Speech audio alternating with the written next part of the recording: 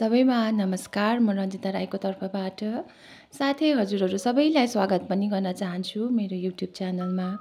र आज धेरै दिनपछि म हजुरहरू समक्ष एउटा कविता लिएर उपस्थित भएकी छु।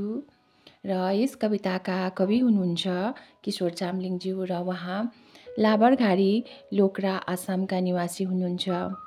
र मैले उहाँको यो दोस्रो कविता हो र मैले उहाँको पहिलो कविता पनि मेरो युट्युब च्यानलमा वाचन गरेर अपलोड गरेकी छु र हजुरहरूले सुन्न सक्नुहुनेछ। र लागौँ उहाँको कवितातर्फ। किताब जिन्दगीको।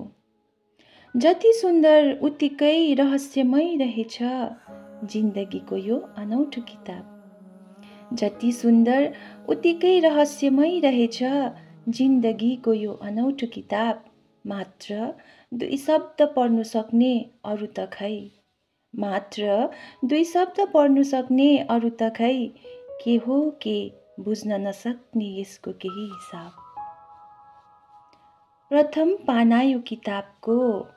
प्रथम पाना यो किताबको खुसी र आशिषले भरिएको हुँदो रहेछ। प्रथम पाना यो किताबको खुसी र आशिषले भरिएको हुँदो रहेछ। तर अन्तिम पाना चाहिँ यसको आँसु नै आँसुले लछेप्रै भिजिएको हुँदो रहेछ। तर अन्तिम पाना चाहिँ यसको आँसु नै आँसुले लछेप्रै भिजिएको हुँदो रहेछ।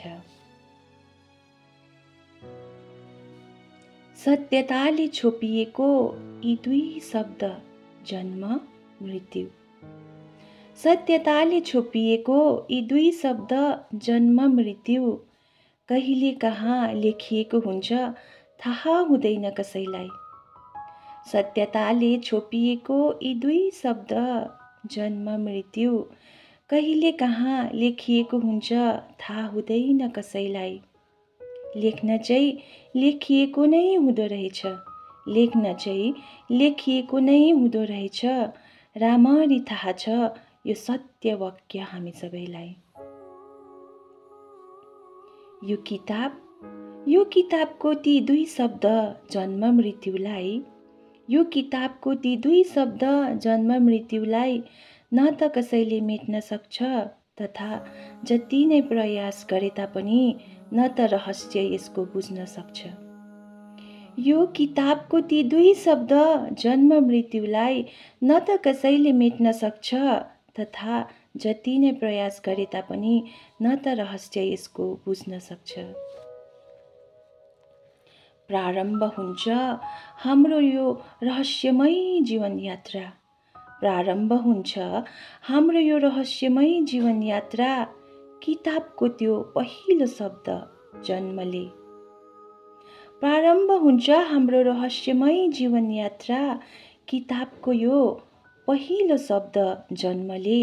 अनि कति आशा आकांक्षा साँचेर हिँडिरहेको बेला एक्कासी।